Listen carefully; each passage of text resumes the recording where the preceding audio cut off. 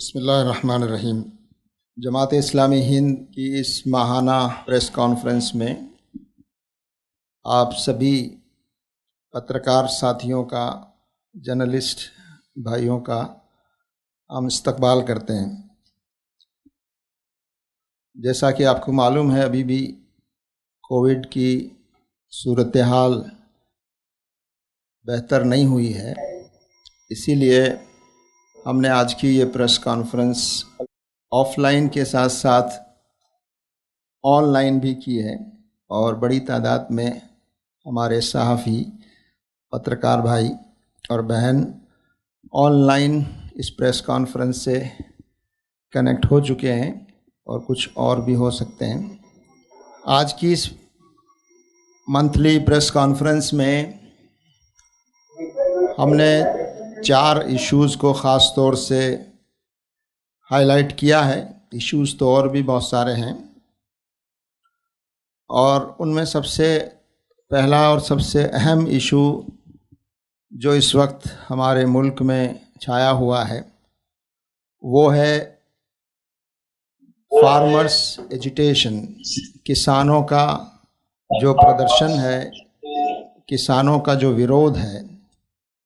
और आप सब जानते हैं कि हमारी मौजूदा केंद्र सरकार ने जिस तरह से जल्दबाजी में फार्मिंग के सेक्टर में जो 3 बड़े कानून पास किए हैं, उनके विरोध में, उनकी मुखालफत में बड़ी तादाद में किसान दिल्ली की बॉर्डर पर जमा हैं और कई दिनों से प्रदर्शन कर रहे हैं। जब ये क़ानून पास हुए उस वक्त भी जमात इस्लामी हिंद ने इस मसले पर अपनी राय का इजहार किया और ये कहा कि जिस जल्दबाजी में इतने अहम कानून बनाए गए और इसमें मुनासिब मशवरा नहीं किया गया, किसानों को कॉन्फिडेंस में नहीं लिया गया, जो दूसरी पॉलिटिकल पार्टीज़ हैं उनको कॉन्फिडेंस में नहीं लिया गया और इतने बड़े और अहम लॉज को बनाने से पहले जैसी बहस होनी चाहिए वैसी बहस नहीं हुई। पार्टियों के इस मुतालबे और डिमांड के बावजूद कि इसको सेलेक्ट कमेटी को दिया जाए और इस पर अच्छी बहस हो, लेकिन सबको नज़रअंदाज करते हुए जिस तरह के कवानीन बनाए गए उससे बहुत सारे सवालात खड़े हुए। कहा तो ये गया कि ये किसानों को आज़ादी देने वाला कानून है, किसानों को आज़ादी होगी कि वो अपनी फसल को अपनी मनचाही कीमत पर जिसे चाहे जहाँ चाहे बेच सकते हैं, लेकिन ये अश्योर नहीं किया गया कि मिनिमम सपोर्ट प्राइस को वो कैसे अश्योर करेंगे और बड़ी कंपनियां और कॉरपोरेट सेक्टर्स किस तरह से किसानों का एक्सप्लॉयटेशन और शोषण करेंगे। और अब तक जो किसानों को सरकारी प्रोटेक्शन और संरक्षण हासिल था मंडियों की शक्ल में, वो कैसे आप बाकी रखेंगे और किस तरह छोटे किसान अपनी फसल को अच्छी कीमत पर बेच सकेंगे। इससे बड़े अंदेशे और बहुत से संदेह इसमें पाए जाते हैं।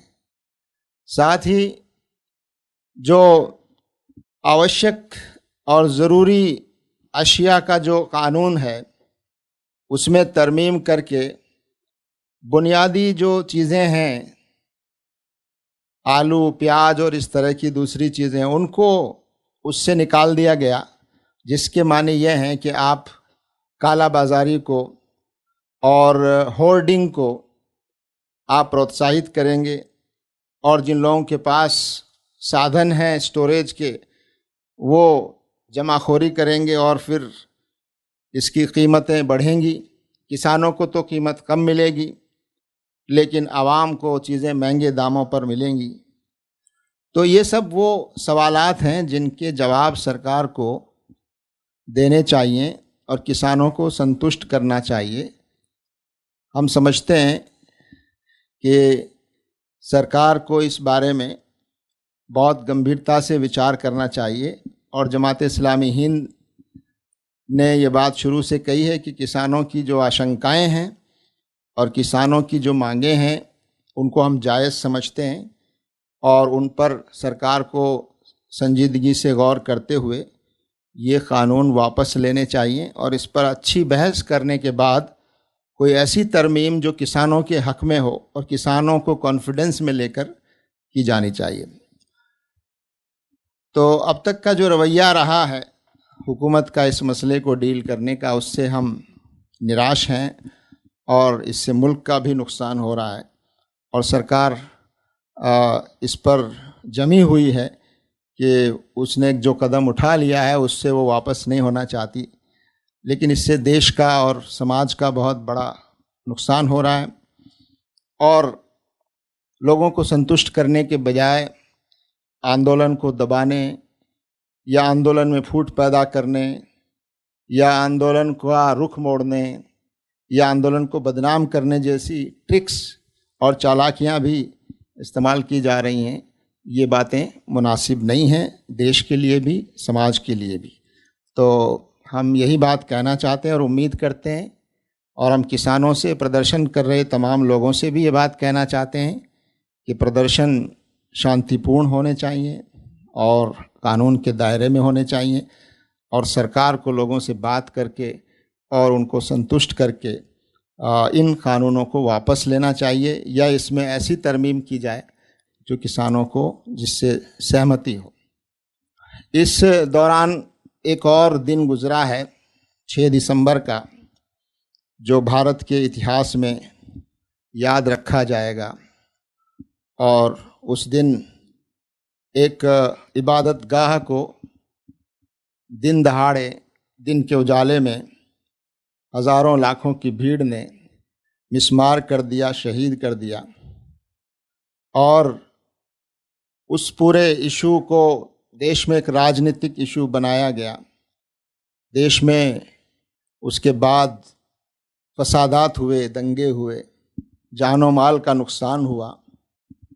अभी हाल में जो हाई कोर्ट ने उन मुजरिमों को बरी कर दिया, उन मुलजिमों को बरी कर दिया जिनके बारे में ये इल्ज़ाम थे कि उन्होंने साजिश करके लोगों को उकसा कर भीड़ को जमा किया और बाबरी मस्जिद की शहादत के लिए जो लोग ज़िम्मेदार रहे, 28 साल गुज़र जाने के बाद भी वो मुजरिम कुछ तो दुनिया से चले गए और जो दुनिया में मौजूद हैं उनको न सिर्फ ये कि सज़ा नहीं मिली बल्कि उनको राजनीतिक इनाम दिए गए, उनको महिमा मंडित किया गया, उनको ऊंचे ऊंचे पदों पर भी बिठाया गया।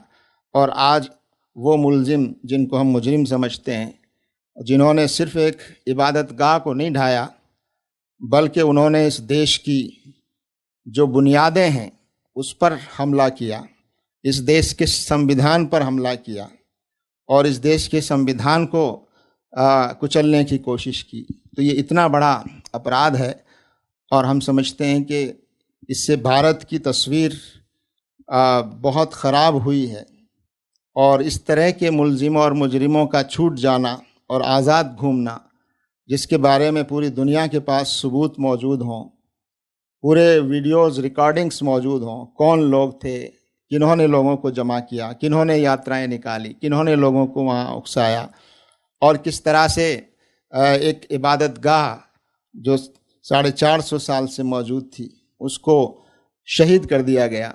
और सुप्रीम कोर्ट के जो फैसला आया था उसकी मिल्कियत के ताल्लुक़ से, उस फैसले में भी बाकायदा सुप्रीम कोर्ट ने इसको मेंशन किया कि ये जो हुआ 6 दिसंबर 1992 को वो गलत था, गैर कानूनी था और इससे पहले 1949 में जो वहाँ मूर्तियाँ रखी गई थी वो भी गलत और गैर कानूनी था। तो सुप्रीम कोर्ट की उस डायरेक्शन को भी सामने नहीं रखा गया। तो हम समझते हैं कि सरकार को चाहिए कि वो ऐसी कार्रवाई करे और इसके ख़िलाफ़ आगे अपील करे और मुजरिमों को सज़ा मिले और लोगों को लगना चाहिए कि इस मुल्क में अदालती निज़ाम मजबूत है और बहाल है, जिस पर उम्मीद की जा सकती है।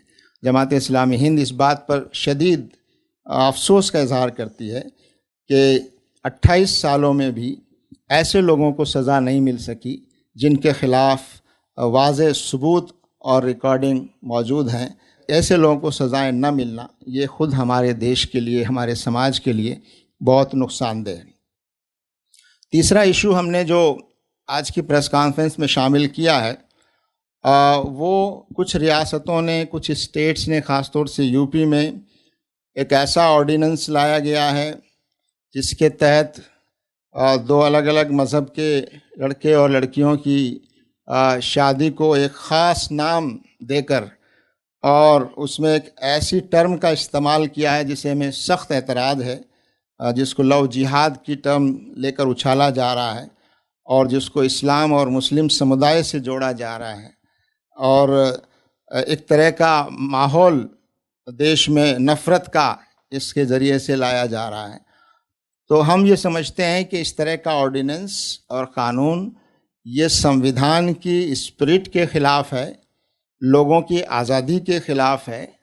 इस देश में दो एडल्ट और वयस्क लोगों को इस बात की आज़ादी है कि वो अपनी पसंद का धर्म, अपनी पसंद की विचारधारा अपनाएं, उस पर आचरण करें और उसका प्रचार और प्रसार कानून के दायरे में शांतिपूर्ण तरीके से करें। ये अधिकार हमारा संविधान, हमारा कॉन्स्टिट्यूशन हमको देता है। इसी तरह से दो एडल्ट्स और वयस्क लोगों को हमारा संविधान इसकी भी इजाज़त देता है कि वो अपनी पसंद से आपस में रिश्ते में बंध सकते हैं और रिश्ता कर सकते हैं। तो ऐसे कानून लाना और उसमें मज़हब का रंग डालना और उसमें एक ख़ास धर्म और समुदाय को निशाना बनाने की कोशिश करना, मैं समझता हूँ ये देश के लिए, देश के संविधान के लिए बहुत ही नुकसानदेह है। और इस तरह की मानसिकता को और इस तरह की सोच को आगे नहीं बढ़ने देना चाहिए। और जो सरकारें राज्यों में हो या केंद्र में हो, वो दस्तूर की और आइन की और संविधान की पाबंद हैं और उसकी स्पिरिट का उनको पूरी तौर पर उसकी पालना करनी चाहिए। हमने भी देखा यूपी में, कल परसों मैंने सोशल मीडिया पे देखा कि एक जोड़ा की शादी हो रही थी, पुलिस आती है और उस जोड़े को उठाकर पुलिस थाने ले जाती है, पकड़ के ले जाती है और वहाँ जाकर उनसे पूछताछ करती है। मालूम होता है कि दोनों एक ही धर्म के हैं, उसके बाद उनको छोड़ा जाता है।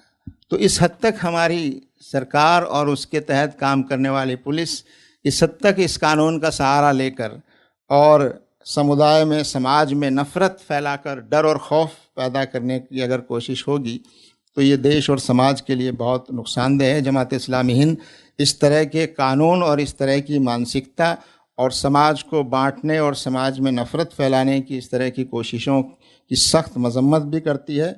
और आवाम को भी हम ये कहना चाहते हैं कि वो भी सरकारों पर दबाव बनाएं और सरकारों को भी चाहिए कि वो कानून बनाते वक्त इसका ख्याल रखें कि दस्तूर और हमारे संविधान में जो आज़ादी और अधिकार नागरिकों को दिए गए हैं उन पर चोट नहीं की जानी चाहिए।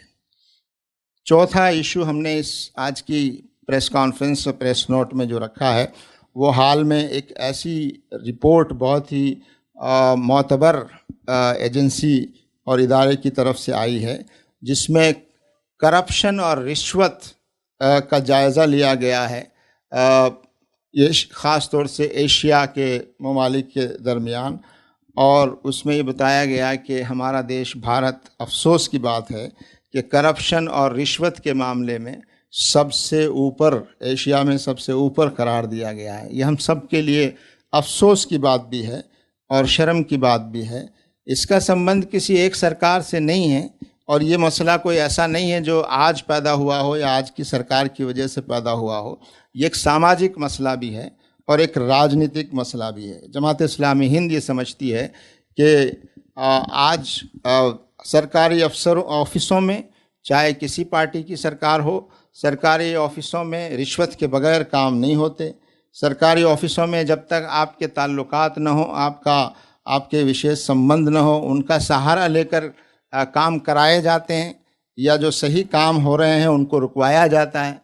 तो ये जो एक सिलसिला है इस देश में, ये एक सामाजिक बुराई जमात इस्लामी हिंद इसको समझती है, और हम समझते हैं कि इसका कई सतहों पर इसका मुकाबला करने की ज़रूरत है। एक सतह तो सरकारी सतह है कि ऐसे सख्त कानून हों और ईमानदारी के साथ ऐसा करने वालों को सख्त सज़ाएं मिलें, ताकि लोग इससे सचेत हो जाएं कि जो गलत काम करेंगे और करप्शन और भ्रष्टाचार में मुलविस होंगे उनको यकीनन सज़ाएं मिलेंगी। दूसरी तरफ राजनीतिक पार्टियां खुद भी भ्रष्टाचार और करप्शन से दूर रहें और वो भी अपनी जिम्मेदारी निभाएं।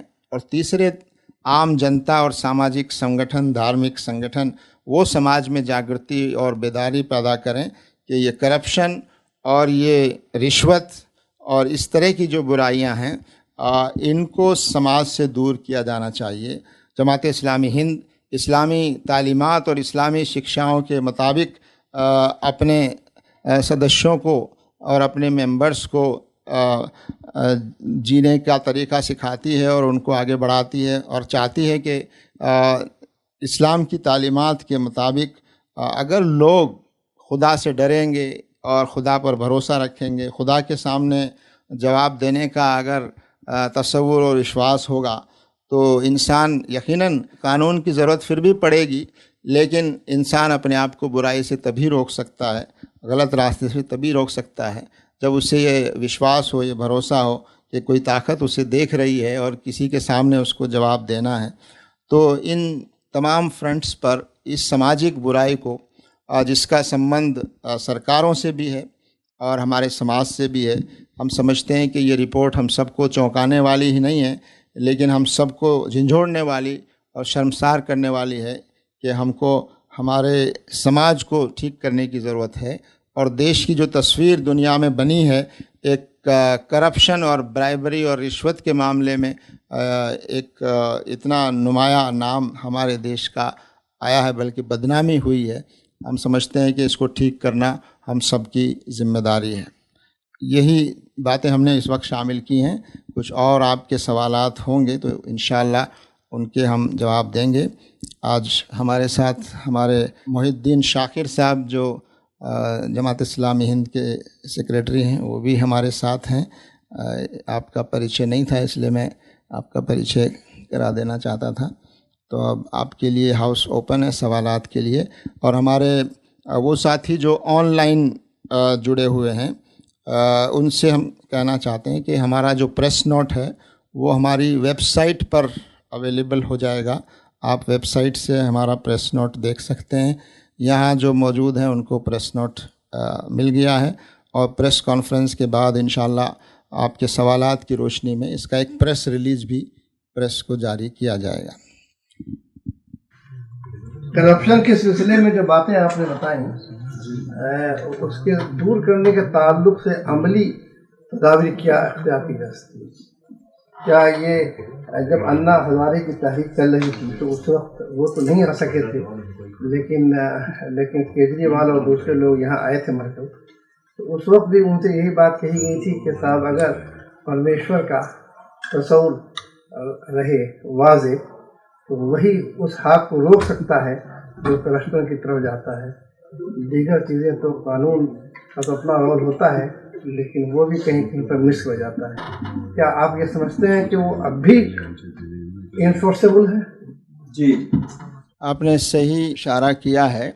चंद साल पहले हमारे दिल्ली प्रदेश के जो मुख्यमंत्री हैं अरविंद केजरीवाल साहब, जब वो मुख्यमंत्री नहीं थे और पार्टी भी उस वक्त नहीं बनी थी, उस वक्त अन्ना हज़ारे का जो मूवमेंट था इंडिया अगेंस्ट करप्शन, और उसकी मुहिम में ये सब लोग एक्टिव थे। और अन्ना हज़ारे साहब की तरफ से एक डेलीगेशन यहाँ मरकज़ जमात इस्लामी हिंद आया था, और उसमें ख़ुद अन्ना हज़ारे साहब तो नहीं आ सके थे, लेकिन अरविंद केजरीवाल साहब थे, मनीष सिसोदिया जी थे, और किरण बेदी जी थी, और भी एक दो लोग थे। तो इन लोगों ने काफ़ी देर यहाँ मरकज़ में हमारे उस वक्त जो राष्ट्रीय अध्यक्ष अमीर जमात इस्लामी हिंद मौलाना जलालुद्दीन उमरी साहब से काफ़ी देर बातचीत की, गुफ्तगू की। और तो जमात इस्लामी हिंद ने उस वक्त भी उनसे कहा कि करप्शन के ख़िलाफ़ इस मुहिम में हम आपके भी साथ हैं, और हम तो पहले ही से हमारी जो मज़हबी तालीमात हैं और हमारे इस्लामी जो शिक्षाएं हैं उसका तकाज़ा है कि हम इसके ख़िलाफ़ कोशिश करें, और हम अपने तौर पर कोशिश करते रहे हैं। लेकिन आपकी इस मुहिम का हम ताउन भी करेंगे और तायद भी हम करते हैं।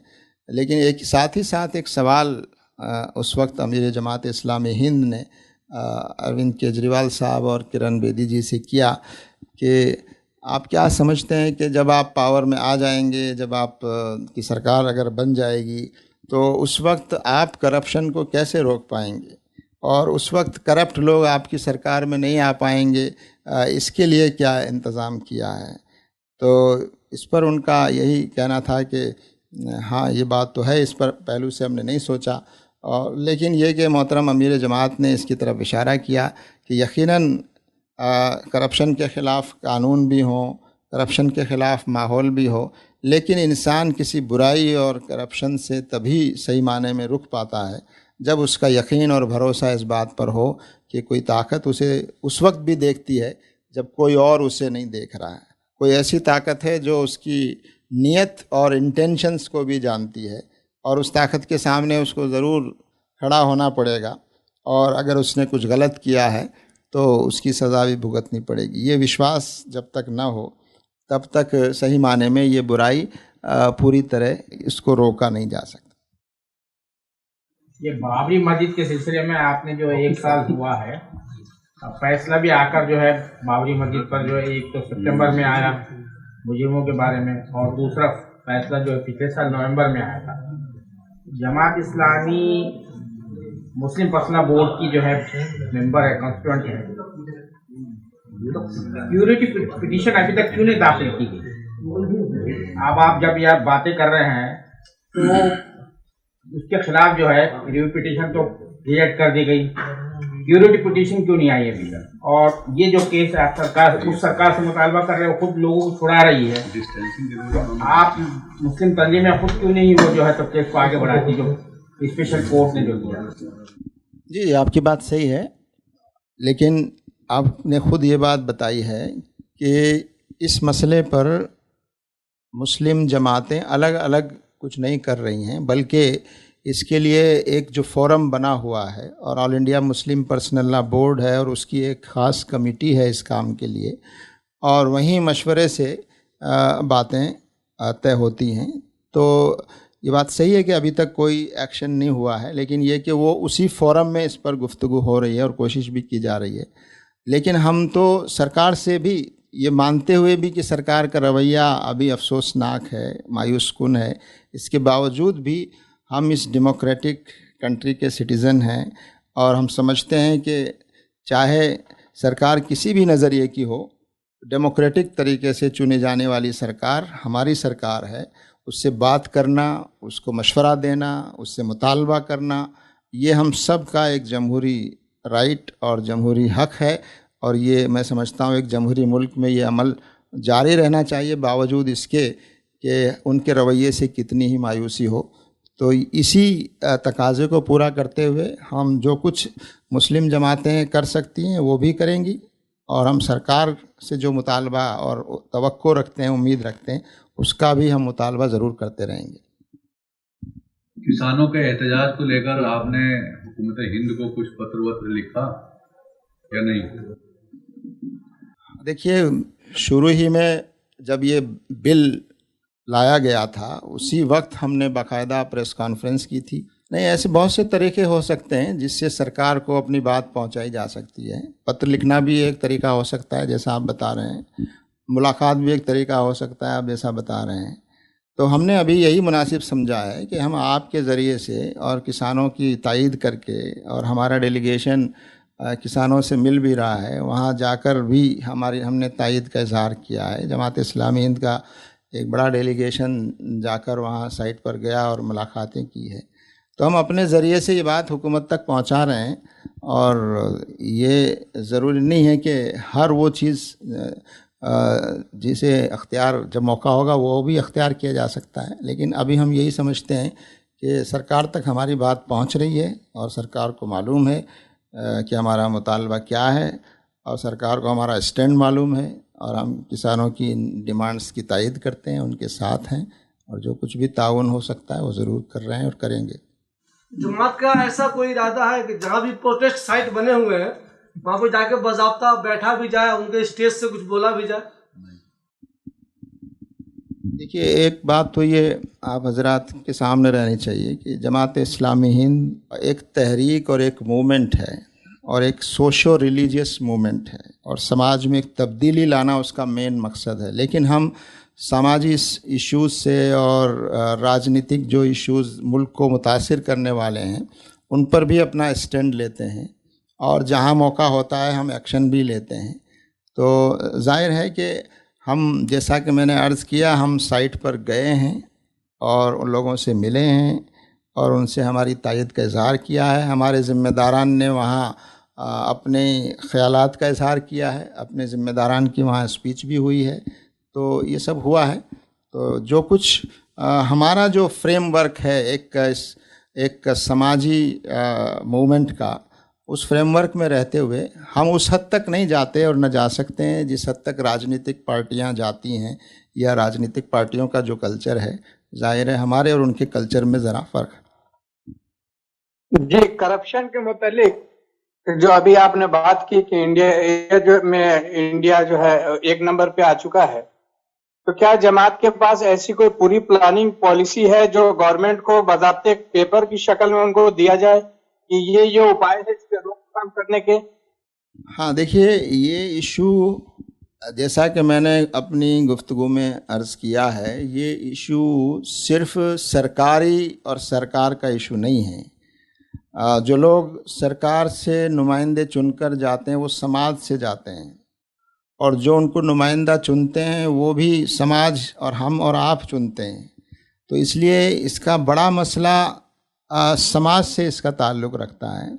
लेकिन सरकार की भी ज़िम्मेदारी है कि वो इस तरह की चीज़ों पर अपने दायरे में अपनी ज़िम्मेदारी को निभाए और जो कानून बने हुए हैं उन कवानीन को सख्ती से लागू करे। और ये मैसेज जाना चाहिए कि कोई कितना ही बड़ा आदमी हो, अगर उसके ख़िलाफ़ इल्ज़ाम हैं, और ऐसी मिसालें मिल भी रही हैं, ऐसा नहीं है कि लोगों के ख़िलाफ़ इल्ज़ाम लगे हैं और हमारी अदालतों ने ऐसे फ़ैसले भी दिए हैं और ऐसे लोगों को प्रोसिक्यूट भी किया है, तो वो सब हुआ है।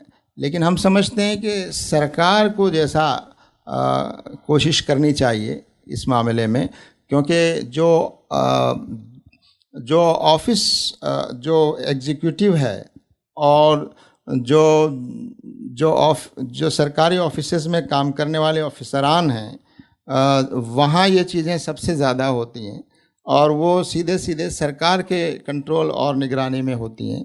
इसलिए सरकार की ज़िम्मेदारी और ज़्यादा बनती है। लेकिन हम इसको सिर्फ सरकार की प्रॉब्लम मानने के बजाय हम इसको समाजी प्रॉब्लम भी मानते हैं। इसलिए सरकार को भी और सामाजिक संगठनों को भी और हम सबको भी इसके लिए कोशिश करनी चाहिए कि ये माहौल बने और करप्शन जो है उसको बढ़ावा ना मिले। इंजीनियर साहब, आप लोगों का लीगल सेल भी काम करता है। ये जो लव जिहाद के खिलाफ आप जो कानून बना है जिसमें धोखा देकर शादी की जाती है, उसका जो इस्तेमाल हो रहा है आप उसकी मुखालफत कर रहे हैं, तो आपका लीगल सेल इस मामले में कुछ कर रहा है या कुछ करने का इरादा रखता है? नहीं, देखिए, जहाँ कहीं भी इस तरह की कोई ज़रूरत पेश आएगी, इंशाल्लाह वो केसेस हमारी हर स्टेट में हमारी लीगल टीम्स भी काम कर रही हैं, पूरा हमारा नेटवर्क है। तो अगर कहीं ऐसी ज़रूरत पेश आई कि ख़ुद जमात को लीगली इंटरवेंशन करने की ज़रूरत है, तो वो भी इंशाल्लाह हम करेंगे।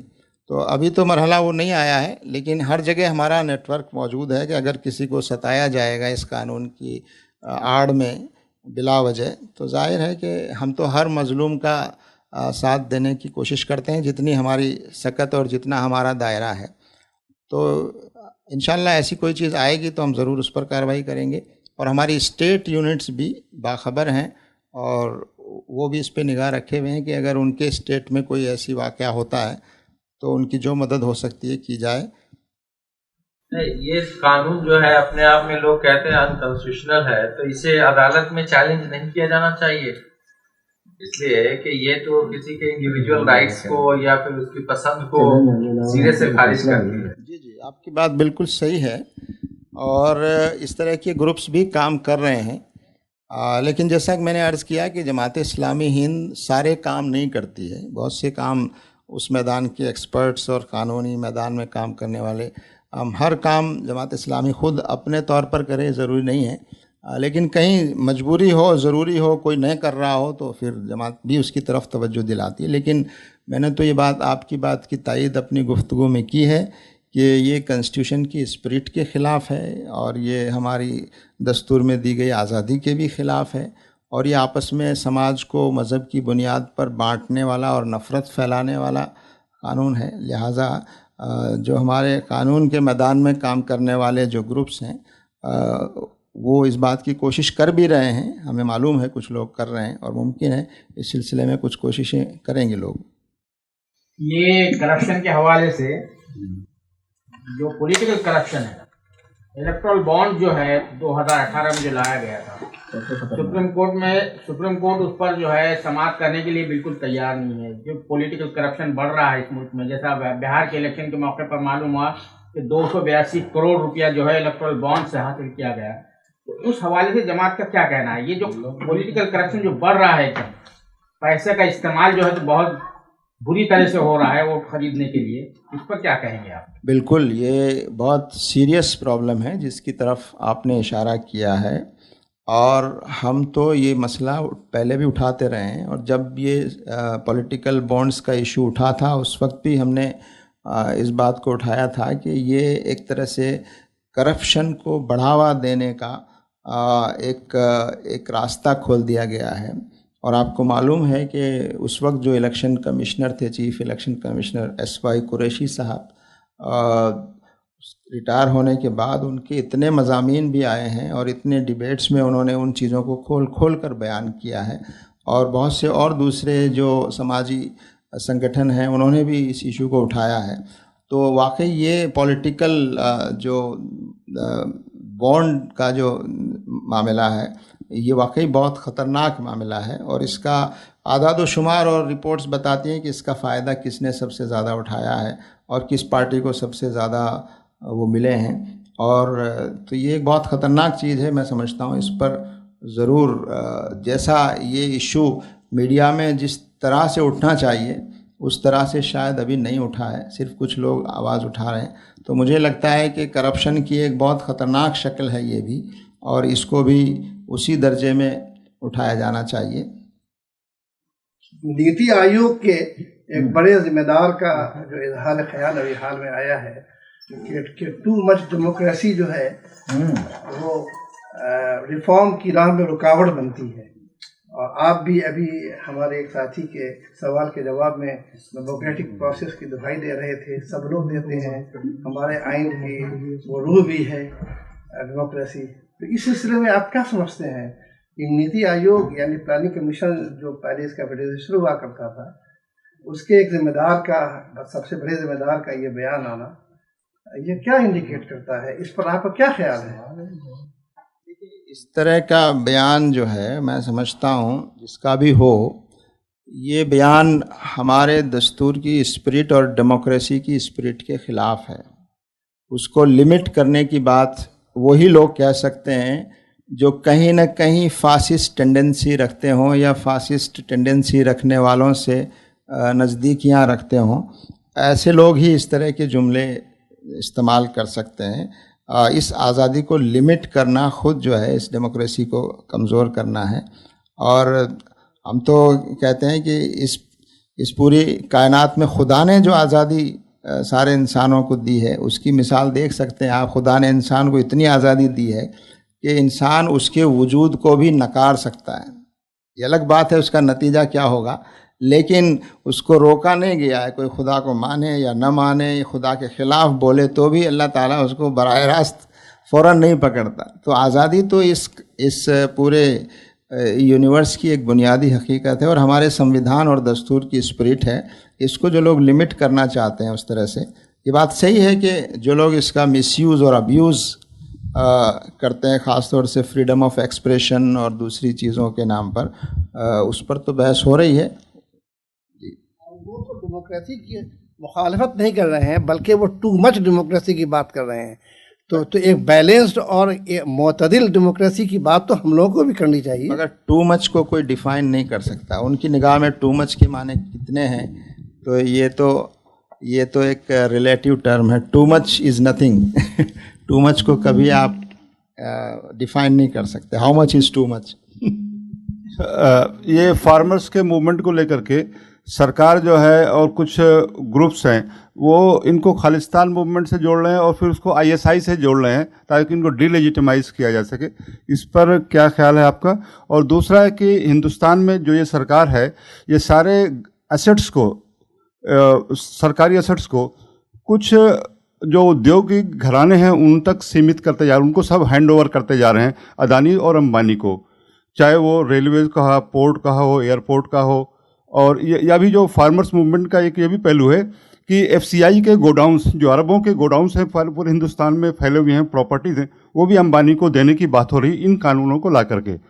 तो जैसे अभी यूएस में जकरबर्ग के खिलाफ, जो फेसबुक के ओनर हैं, व्हाट्सएप और इंस्टाग्राम वगैरह के, उनके खिलाफ मूवमेंट चली है कि वो उनसे ये सब ले लिया जाए, एक ही आदमी के पास सारा कारोबार ना रहे। तो शायद हिंदुस्तान में भी ऐसा हो, लेकिन इस पे आपका क्या ख्याल है? सारे मूवमेंट को लेकर के इसको खालिस्तानी आईएसआई मूवमेंट से जोड़ा जा रहा है।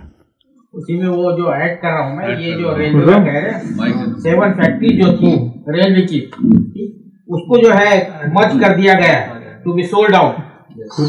ये जो क्रोनी कैपिटलिस्ट मॉडल जो लाने की कोशिश की जा रही तेजी से इस मुल्क में। देखिए, ये जो चीज़ें हो रही हैं आप तो और ज़्यादा अच्छी तरह जानते हैं। ये सारा ये किसानों का जो फार्मिंग सेक्टर में जो कानून लाने की बात है, ये कोई आइसोलेटेड चीज़ नहीं है, बल्कि ये इस पूरे प्लान और मेंटलिटी का पार्ट है कि कैसे यहाँ पर कॉरपोरेट सेक्टर्स को, पूंजीपतियों को, चंद लोगों के हाथ में पूरी इकोनॉमी दे दी जाए और आम आदमी मजबूर और ग़ुलाम बन जाए।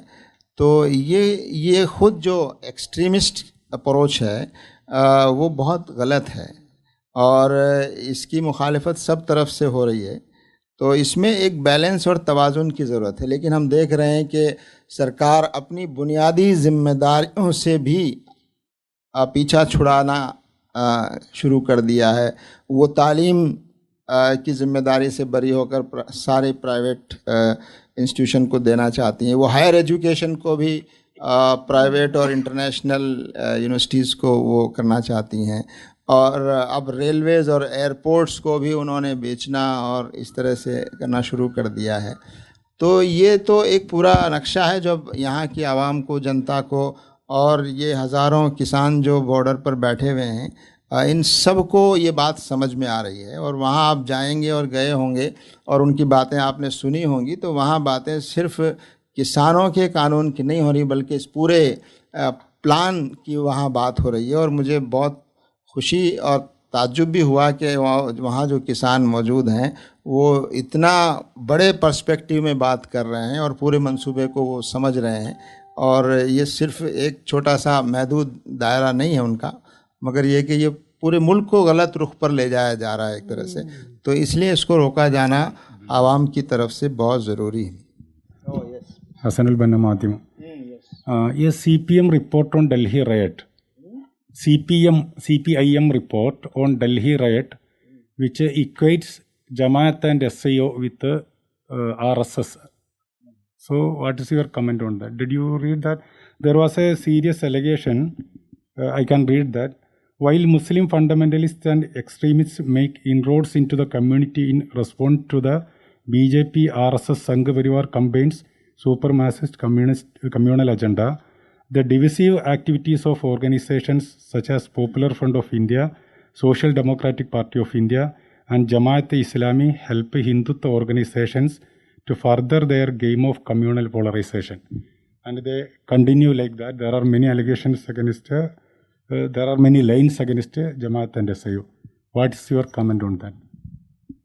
पहली बात तो ये हमारे बाज़ लेफ़्ट पार्टीज़ कभी कभी अपनी सियासी ज़रूरत को सामने रखते हुए इस तरह के इश्यूज़ उठाती है, लेकिन ये पार्टियां जब ज़रूरत होती है जमात इस्लामी हिंद का सपोर्ट भी लेती हैं, जमात इस्लामी हिंद के साथ तालमेल भी करती हैं और जमात इस्लामी हिंद की तायद भी हासिल करती हैं। उस वक्त वो भूल जाते हैं कि जमात इस्लामी हिंद कम्युनल और डिविसिव है। लेकिन अभी चूंकि केरला में इस वक्त लोकल बॉडीज़ के इलेक्शंस हैं और वहाँ अब लेफ़्ट पार्टीज़ भी जो है पोलराइजेशन की सियासत कर रही हैं।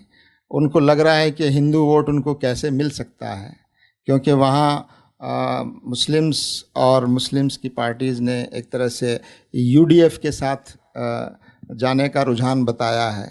तो अब वहाँ की कम्युनिस्ट पार्टी जो अपने आप को सेक्युलर कहती है, लेकिन इस वक्त उनका ये ख्याल शायद है कि वो कम्युनल पॉलिटिक्स खेलना चाहते हैं वहाँ और हिंदू पोलराइजेशन करके और वो वोट हासिल करना चाहते हैं। तो हमें तो खुद उनसे सवाल करना चाहिए कि वो किस रुख पर जा रहे हैं। तो मैं समझता हूँ तो और दूसरी तरफ दूसरे स्टेट्स में वो जमात इस्लामी हिंद जैसे लोगों से राब्ता कायम करते हैं, सपोर्ट मांगते हैं और तायीद करते हैं, प्रोग्राम्स में आते हैं। तो ये बहरहाल उनसे बात की जाएगी, लेकिन अभी तो यही समझ में आता है उनकी इस बयान के पीछे कि शायद केरला में वो कम्युनल पोलराइजेशन की पॉलिटिक्स का फ़ायदा उठाने के लिए वो इस तरह की चीज़ें कर रहे हैं। ये बात मुनासिब नहीं है। मौका होगा तो उनसे हम बात करेंगे या उन तक हम अपनी बात पहुंचाएंगे। तो मैं समझता हूँ काफ़ी वक्त हो गया है। आप तमाम हजरात का हम बहुत बहुत शुक्रिया अदा करते हैं। हमें उम्मीद कम थी कि इतने हजरात आएंगे, लेकिन बहुत खुशी हुई आप हजरात को देखकर। ऑनलाइन भी काफ़ी लोग जुड़े हैं और इंशाअल्लाह ये सिलसिला हर महीने मिलने का जारी रहेगा। दुआ कीजिए कि जल्दी हम फुल फ्लेज्ड उसी तरह बैठकर प्रेस कॉन्फ्रेंस कर सकें जैसा पहले किया करते थे और ये कोविड की सिचुएशन से हमारा मुल्क बाहर आए और मुल्क में बेहतरी आए। शुक्रिया, जज़ाक।